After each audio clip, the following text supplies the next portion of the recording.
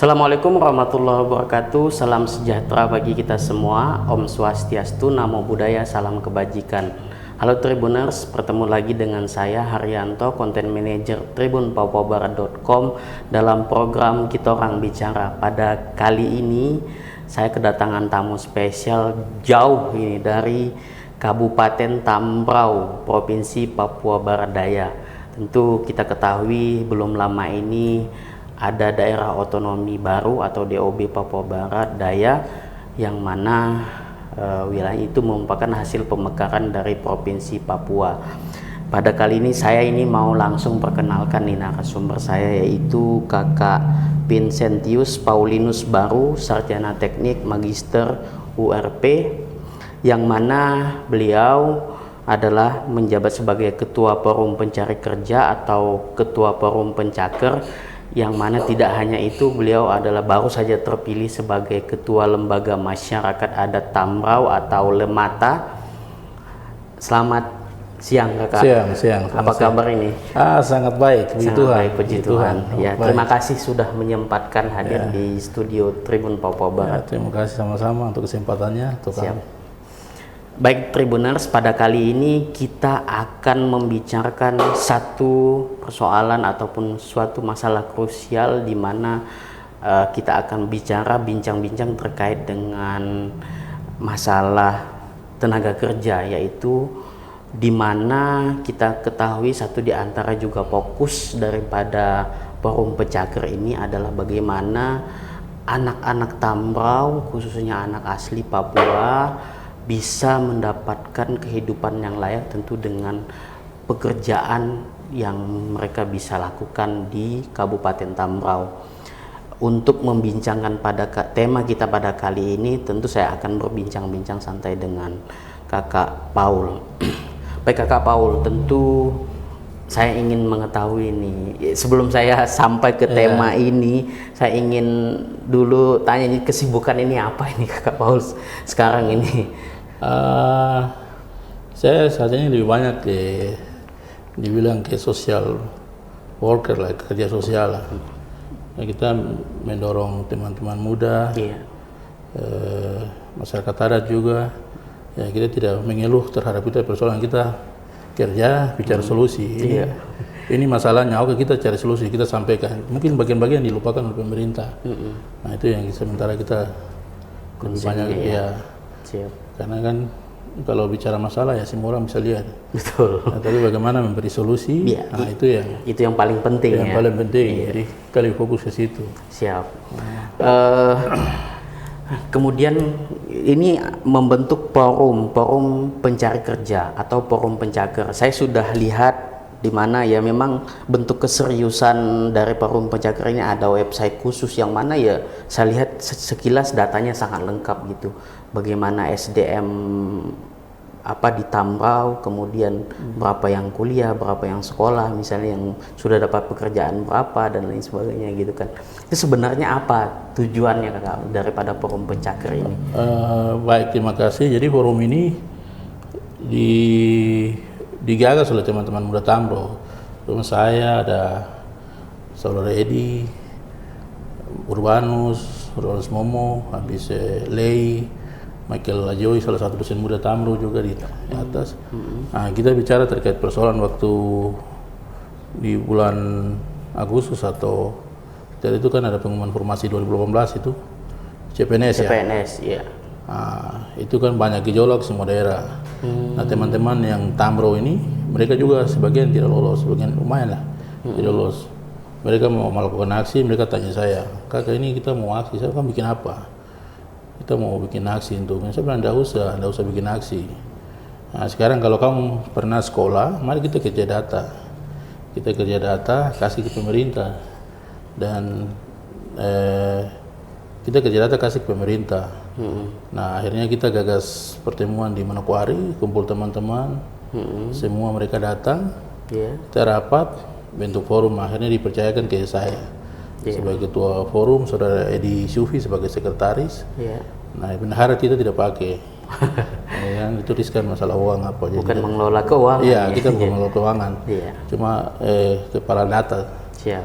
Nah, dari dari proses yang kita bentuk sekitar tanggal 8 Agustus 2020 ya. 2020. Setelah itu semuanya lewat media sosial, grup WhatsApp, tanpa kita pakai teknologi lah. Nah, sampaikan ke teman-teman, ini forum sudah terbentuk, siapa mau jadi relawan di tiap distrik. Oh, ada juga relawan? Iya, relawan. Jadi setelah itu masing-masing orang dari distriknya menawarkan diri. Oh iya. Oh, saya di distrik ini, distrik ini, distrik ini. Iya. Akhirnya kita bergerak, mereka yang kumpul data per distrik, mereka foto kirim ke kami, kami kolek dia, atur per distrik, per nama, per orang. Jadi data kami lengkap dari mulai KTP, KK, ijazahnya. Itu apa saja item dari data itu, Kakak? Item datanya lumayan hampir sama dengan BKN punya. Permintaan data yang untuk CPNS, sampai nomor tes, mereka kerja di mana, itu semua. Nomor ijazah, ada banyak sekali. Ada klasifikasi nggak, misalnya apa saja, misalnya dia misalnya lulusan mana, kemudian belum kerja atau sedang kondisi apa begitu? Itu kita punya bank data tentang itu semua. Jadi kan waktu kita kasih formulir di website, mereka bisa download. Itu ada berapa poin-poin yang mereka isi. Nah, sudah bekerja atau belum? Kalau belum, kalau sudah di instansi mana? Sudah honor berapa tahun? Nah, kita koleksi dari data itu semua. Nah, waktu hampir 4-5 bulan teman-teman kerja itu kumpul sekitar 800-an. 800 orang yang sudah mengisi formulir. Formulir. Iya. Nah, itu sekitar 800-an. Dari pendataan itu kita tahu ternyata ada banyak juga anak Tambro yang sarjana. Ada Tambro juga sarjana. Kita tahu juga ternyata juga ada usia produktif tenaga kerja Tambro itu rata-rata SMA. Rata-rata SMA. Nah, kita dari situ kita juga koreksi ke data statistik di PNS Tambro, rata-rata juga rupanya di PNS Tambro itu rata-rata juga SMA. Nah, dari forum yang kita bentuk itu teman-teman kerja sukarela. Oh, nggak digaji ya? Nggak digaji. Honornya juga nggak ada. Jadi kita kerja selama hampir 4 bulan, kumpul data. Sampai sekarang masih datanya dikirim terus ke kita. Tapi pernah nanya relawan nggak, Kakak, kenapa mau gitu? Ya karena memang tempat relawan ini kan mereka kerja untuk mereka punya nasib sendiri. Oh sih. Jadi saya tanya dulu, sekarang kau mau jadi pegawai, kerja dulu lah. Kerja dulu lah. Kasih tahu. Akhirnya kita kerja, waktu itu kita ulang setelah datanya terkumpul, laporan kita mungkin tinggi nih ya. Per nama nih, per 800 orang tuh namanya, KTP-nya, kartu keluarganya, ijazahnya, kita print semua jadi satu file. Di file flash disk juga kita bawa ke Tambro. Surat Pak Bupati, mereka kasih waktu, kita presentasi posisi SDM orang Tambro. Nah, sebenarnya poin pentingnya di sini sebenarnya kita mau, waktu kita kasih data ini kita bilang ini hanya sebagai contoh saja. Seharusnya data ini pemerintah punya. Nah, itu masalahnya waktu tahun 2020 pengumuman CPNS banyak orang tolak karena memang pemerintah tidak punya data. Siapa yang sudah kerja lama, anak Papua siapa yang honornya dari mana, atau SDM yang kita miliki di bidang apa saja, sehingga bisa menjawab kesepakatan pemerintah daerah dan pemerintah pusat dalam kuota 80-20. Kan kuota 80-20 ini kan kita tidak hanya bicara, kita harus bicara berdasarkan data. Artinya 80% untuk OAP, 20% untuk non Papua. Nah, itu kan kesepakatan formal ya, yang disampaikan. Tetapi terjemahannya ya harus lewat data. Betul. Nah, para pimpinan ini kan rata-rata tidak punya data, jadi saya bingung. Sehingga mudah mengambil kebijakan. Iya, karena kalau data bagus, kebijakan yang ambil pun pasti berkualitas. Betul. Jadi saya sedikit, kita punya data ini, ini saya bisa sampaikan sedikit. Jadi data Forum Pencaker ini per November 2020 Maksudnya yang 2020 itu kan 800 ya. Ya, Kalau sampai ada perkembangan update berapa gitu? ini sudah 1000 lebih. 1000. Kalau di website itu 1010. Ada sebagian data yang ada 400-an atau 500-an masih ada kita. Kita belum input di Siap. websitenya karena ada kesibukan lain. Tapi datanya sudah kita collect per distrik. Kita suka kasih mana yang sudah selesai di input dalam sistem, mana yang belum. Iya, iya. Nah, begitu. Iya. Dari sekitar 1100 itu berapa yang tingkat pendidikannya seperti apa, Kakak? Ini. Jadi ini kita punya data ini yang saya dari yang 800 yang kita presentasi pemerintah ya. Itu jumlah totalnya 843. Laki-laki, jenis kelamin laki-laki itu 494, perempuan 399. Nah, dari data yang tersebut kita sudah bagi per suku. Artinya yang 800 ini merupakan OAB ya? Ya, ada sebagian non Papua juga, tapi mereka bekerja sebagai guru, mantri. Ya, kita tidak bisa kasih tinggal mereka karena mereka mengajar orang Papua di kampung-kampung. Siap. Ya, mereka juga ikut membangun membangun Tamro. Siap. Nah, itu ada, kalau berdasarkan tingkat pendidikan data yang kita kumpul ini,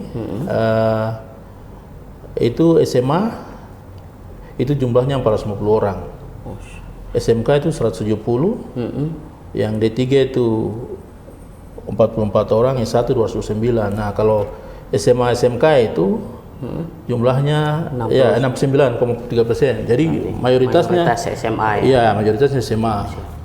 Jadi memang kalau yang kuliah berapa tadi, Kakak? yang sarjana ya. Iya. S1 ini 229, sekitar 25%. 25%, cukup besar juga ya. Iya, cukup besar 209. Tapi yang besar ini di sini usia kerja ini. SMA, iya.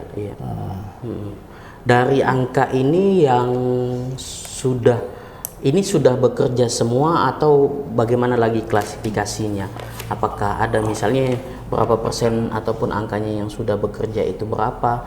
Kemudian saat ini yang proses tengah mencari pekerjaan berapa orang begitu?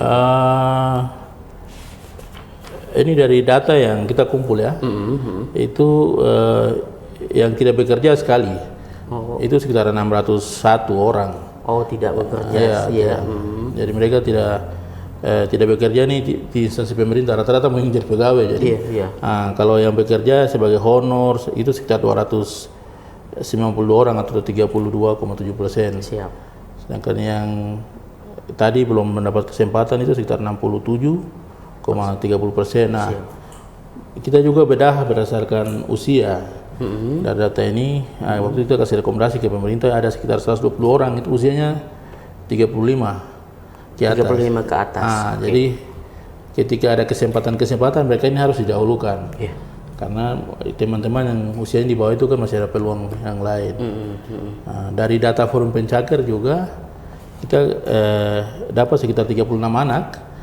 Mereka yang tamat dari SMK Kesehatan langsung dipekerjakan di puskesmas.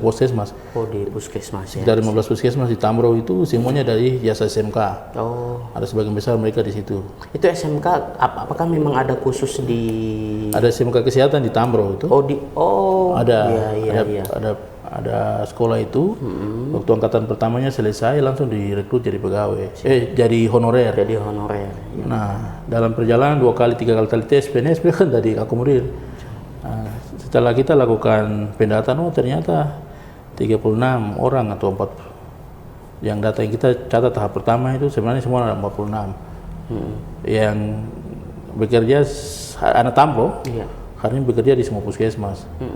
Nah, mereka ini harus diselamatkan. Waktu kita diskusi dengan mereka, ya memang kamu harus sekolah.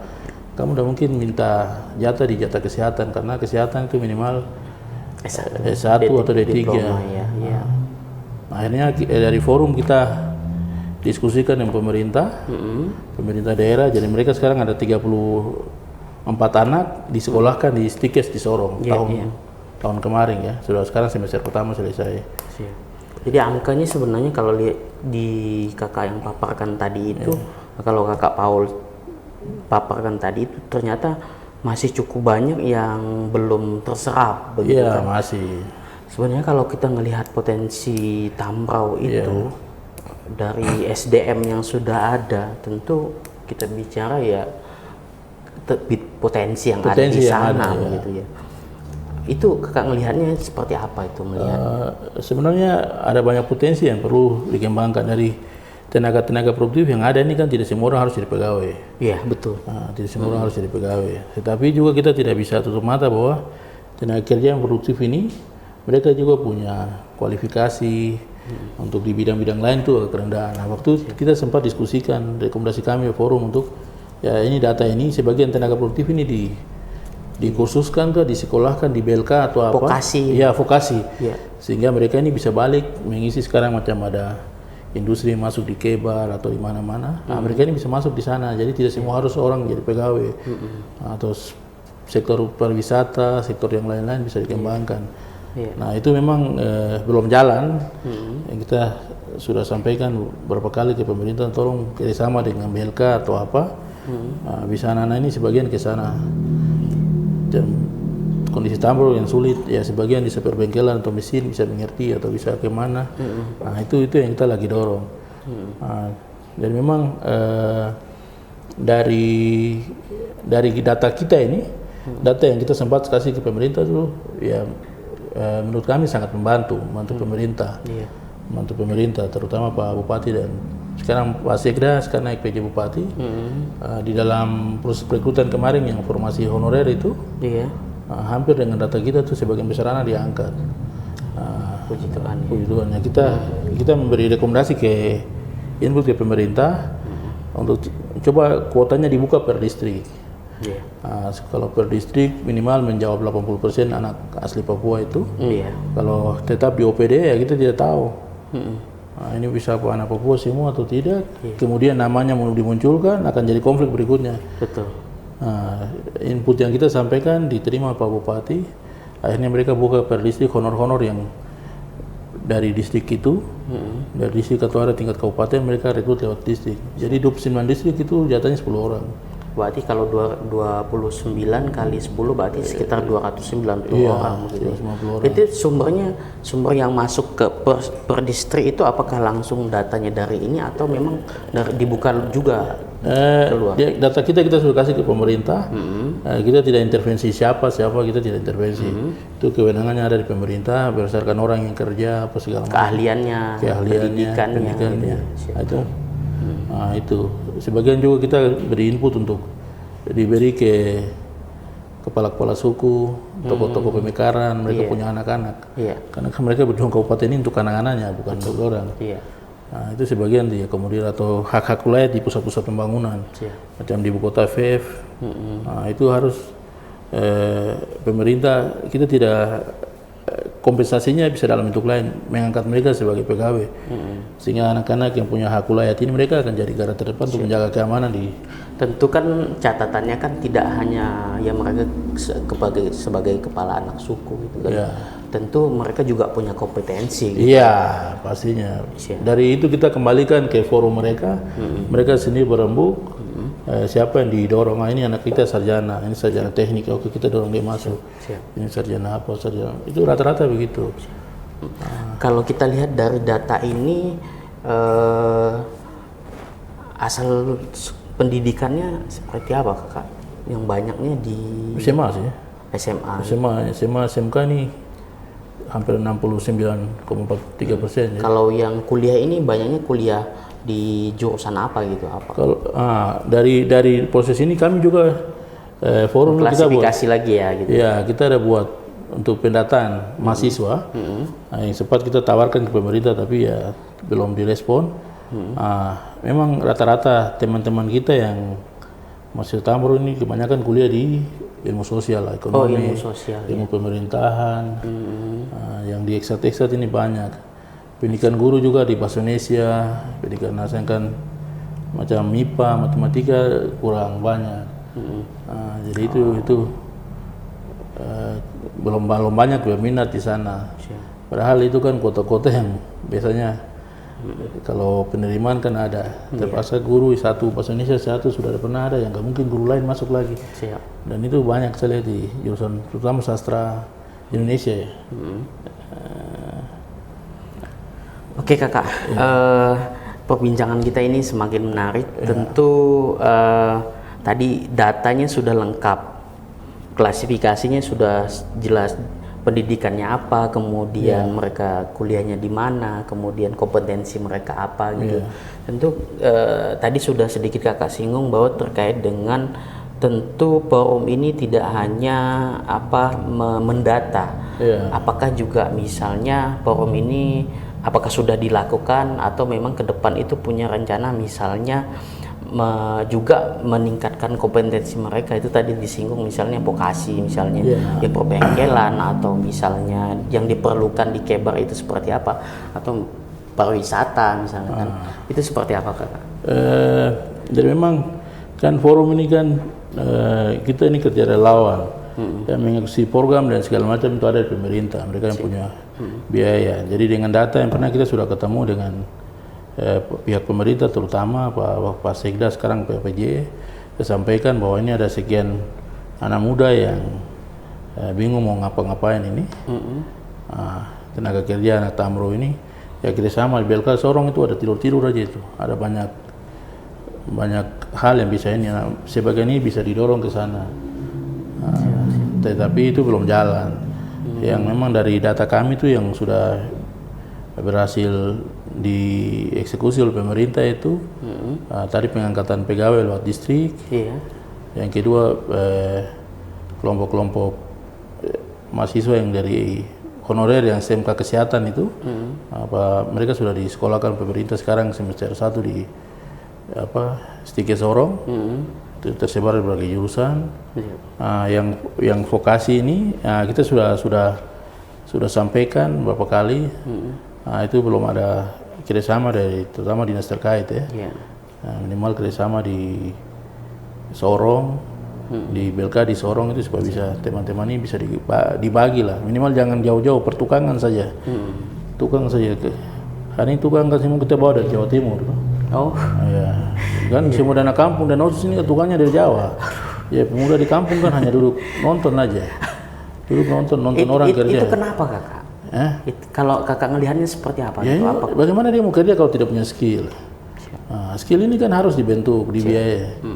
Orang teman-teman dari Jawa Timur itu, kalau saya kemarin di Jogja kita ke BLK di sana, itu setiap tahun itu 12.000 dibiayai oleh Pemda Jawa Timur untuk seluruh orang. Jadi bukan masuk di BLK tuh bukan hanya 1-2 bulan, 1 tahun di BLK. Dilatih dulu. Mereka jadi tenaga las, jadi segala macam.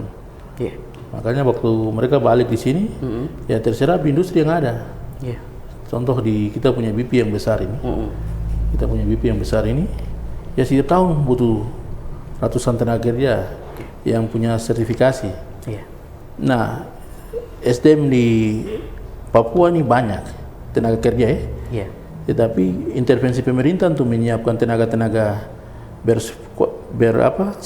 bersertifikasi itu tidak ada. Nah, seharusnya OSIS ini didorong ke sana sehingga kita punya tenaga juru las ada sekian, air ledeng ada sekian, juru bor ada sekian. Nah, tenaga ini yang kita siapkan sehingga kita bisa minta kuota di perusahaan. Kita ada siapkan setiap tahun ada sekian, bisa digeser ke sana sehingga tidak semua orang mau jadi pegawai. Betul. Ya, ini saya menarik nih, tidak semua orang mau jadi pegawai. Artinya kan itu perlu upaya yang tidak hanya misalnya nunggu saja, misalnya ya anak pemuda Tamrau ini banyak, tapi kalau tidak dilatih misalnya tadi itu kan ya bisa, mereka juga nggak bisa ngomong. Kita punya potensi perikanan yang besar, kita punya potensi pariwisata yang besar. Atau Bukit Teletabis, kemudian air panas. Nah ini kan perlu dikelola, atau kita tidak teman-teman di luar sana kan pendampingan terus menerus toh. Ada event yang buat, ada kegiatan dibuat, sehingga potensi yang tadi ini mereka bisa terserap ke sana. Tetapi kalau tidak, ya susah. Jadi memang itu saya lihat di sisi itu, sisi bagaimana menyiapkan tenaga kerja ini. Yang paling sederhana tuh tukang lah, tukang yang hari ini kerja dana desa, kerja rumah-rumah di kampung. Ya semua kita bawa dari mana? Ya semua kita bawa dari teman-teman dari non Papua, tukang Jawa. Jadi dia datang, dia punya keahlian. Nah, yang kita mau tuh ke depan minimal mereka ini disiapkan. Dulu zaman Belanda kan yang bangun rumah kita di kampus Nopi itu tukang-tukang lokal yang disekolahkan ke Jawa Timur, dikursuskan. Mereka pulang jadi tukang. Kerja gereja, kerja rumah sakit, kerja rumah guru. Mereka yang kerja. Nah, itu bukan dari luar. Bukan dari luar. Nah, sebenarnya model-model itu harusnya didorong. Sehingga teman-teman ini yang punya keinginan, oke saya mau jadi ini, minimal bisa pasang listrik atau pasang tela, saya bisa pasang. Punya mental kerja juga ada. Sehingga mereka bisa isi ruang-ruang yang ini. Ya. Tentu kalau kita bicara Papua kan juga tantangannya misalnya keamanan gitu kan juga. Tentu kalau di Tambrau sendiri bagaimana itu kakak?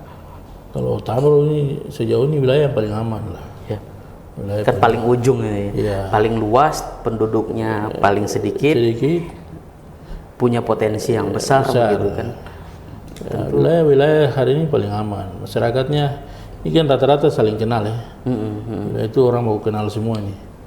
Mau kenal karena tadi hubungan perkawinan, punya keluarga ke sana kemari. Jadi Tribuners dari luar itu jangan terpancing informasi-informasi yang sesat. Jadi kan Papua ini luas, ya kita bisa sampai kadang dilihat masalahnya di pegunungan, oh semua, wah masalahnya di Jakarta, kok Jawa Timur nggak tahu. Itu kan gitu. Melalui forum ini tentu saya ingin juga penegasan dari kakak gitu kan, biar menjelaskan ke teman-teman ataupun Tribuners yang ada di luar bahwa Papua ini luas. Oke, 1-2 kejadian gitu kan, tetapi kan tidak semua gitu kan. Ya betul, jadi memang Pulau Papua ini luas sekali. Jadi 1-2 kejadian itu tidak mewakili seluruh wilayah di Papua. Nah, contoh kalau di Jawa, orang demo di Semanggi atau di kantor DPR, nggak mengganggu aktivitas Jawa Timur lah.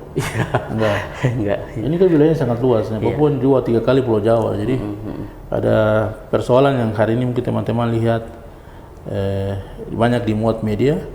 Nah, itu ada hal-hal positif lain sebenarnya masih banyak dan wilayah aman. Ya memang situasi hari ini memang ada 1-2 titik yang diekspos itu menguasai pemberitaan ya. Akhirnya dalam mindset orang bahwa itu semua kacau, padahal tidak.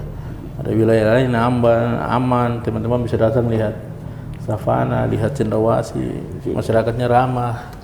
Ya, salah satunya Tambrau. Tambrau itu wilayahnya masyarakatnya ramah. Jadi kalau mau foto di bukit yang padang luas, kemudian mau mandi di air panas, satu-satunya di Papua Barat sini. Tambrau. Di Tambrau air panas. Savana yang luas. Kalau serius pengelolaan pariwisata tentu di sana bisa misalnya ya UMKM hidup, kemudian ada guide untuk teman-teman yang datang misalnya itu kan pariwisata misalnya. Jadi saya hampir 6 bulan tinggal di Banyuwangi. 6 bulan tinggal di Banyuwangi. Sama ya. Kondisinya paling ujung juga. Paling ujung. Situasinya di daerah Jawa tuh diklasifikasikan wilayah tertinggal. Segala macam, tetapi mereka berhasil membangun daerah mereka dari wilayah tertinggal sekarang dari tujuan wisata. Ya salah satunya yang didorong adalah festival. Nah, kita macam di Tambrau. Itu budaya orang Tambrau itu bilang mako pokwo. Pokwo. Itu di orang tua kami itu bikin acara seminggu dan mereka persiapkan sama konsep hari ini adalah festival. Konsepnya sama di festival sebenarnya. Konsepnya sama di festival. Di konsep pembangunan hari ini festival. Nah, mereka siapkan makan, siap rumah dansa, siapkan segala macam, sebarkan informasi. Bulan ini ke bulan ini kita bikin acara. Event pariwisata. Ya, jadi orang datang, ketika dia datang dia tidak datang kosong. Dia datang bawa dia kain timur, dia datang bawa dia segala macam. Disitulah tersaksi. acara seminggu orang kasih makan orang. Orang datang bawa kain timur, dia datang dengan dibayar masalah bantu. Nah sebenarnya konsep itu yang harusnya kita ambil. Jadi event-event pariwisata sekarang hari ini saya mau ke Kebar, saya buang uang dengan jumlah yang besar. Nah lebih baik Kebar itu macam gunung air panas, dan itu mereka datang ke festival Lembah Kebar contohnya. Baru atraksinya.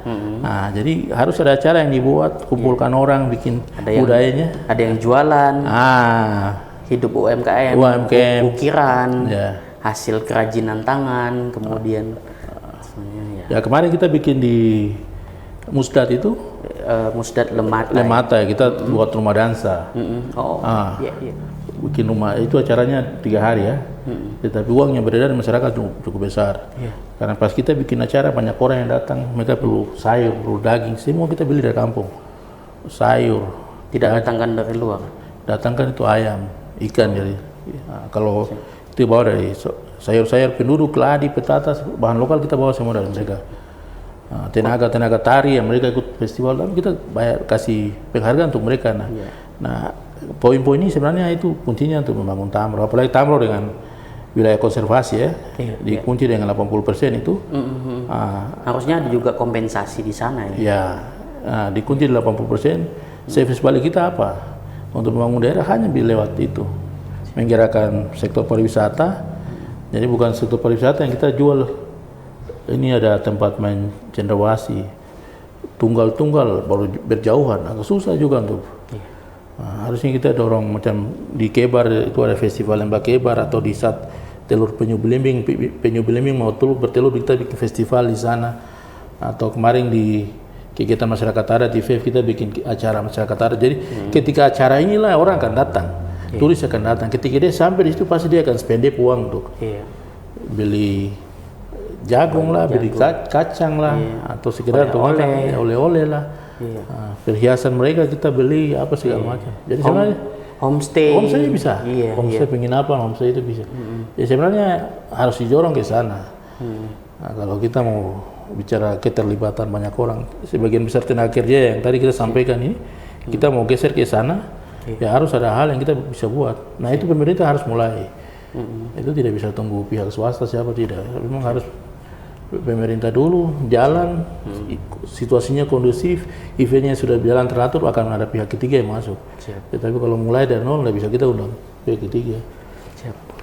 Baik Tribuners, ini pertanyaan terakhir ini untuk Kakak Paul. Kita sudah berada di penghujung acara kesempatan pada kali ini. Ini Kakak Paul, ke depan dengan data yang sudah ada, saya pikir ini data yang sangat lengkap gitu kan, sangat lengkap. Bahwa kondisi realnya kita sudah ketahui, sebenarnya masalahnya sudah kita ketahui, tinggal bagaimana solusinya. Solusinya, kalau dari Forum Pencakar sendiri apa program ke depan untuk khususnya data ini begitu, mau diapakan gitu Kak? Yang pertama itu kita masih tetap mendorong pemerintah atau para pihak yang lain, terutama yang forum kita kerjakan data ini sebenarnya kita pihak relawan yang punya data valid lengkap dengan sumber daya itu pemerintah punya. Nah pemerintah harus melakukan pendataan lebih detail sehingga terhadap setiap orang masalahnya di mana dijawab per orang itu. Nah dengan kondisi pencari kerja yang seperti tadi saya sampaikan yang jumlah sekian banyak itu ya mau tidak mau harus didorong. Pemerintah mendorong program-program vokasi ini sehingga teman-teman ini punya skill lebih, ya mereka bisa survive untuk percaya diri untuk mencari lapangan pekerjaan lain. Nah, sebenarnya itu kuncinya. Jadi orang akan bersaing ketika dia rasa yakin bahwa saya berdiri ini saya bisa ke sana, saya bisa bersaing. Kalau bagian-bagian ini kita tidak ada, ya mereka akan tinggal tunggu kapan kita minta kita punya hak saja. Padahal kan hak ini harus diperjuangkan, tidak bisa kita minta-minta. Nah, seperti itu. Jadi, siap. Baik, terima kasih Kakak kehadirannya di studio Tribun Papua Barat. Di lain kesempatan kita mudah-mudahan bisa bertemu lagi. Baik Tribuners, kita sampai ke penghujung acara. Terima kasih sudah stay di program Kita Orang Bicara. Terima kasih dari saya Haryanto, konten manajer Tribun Papua Barat. Kita bertemu di program selanjutnya. Assalamualaikum warahmatullahi wabarakatuh. Salam sejahtera, Om Swastiastu, Namo Buddhaya, salam kebajikan. Terima kasih sudah nonton. Jangan lupa like, subscribe, dan share ya.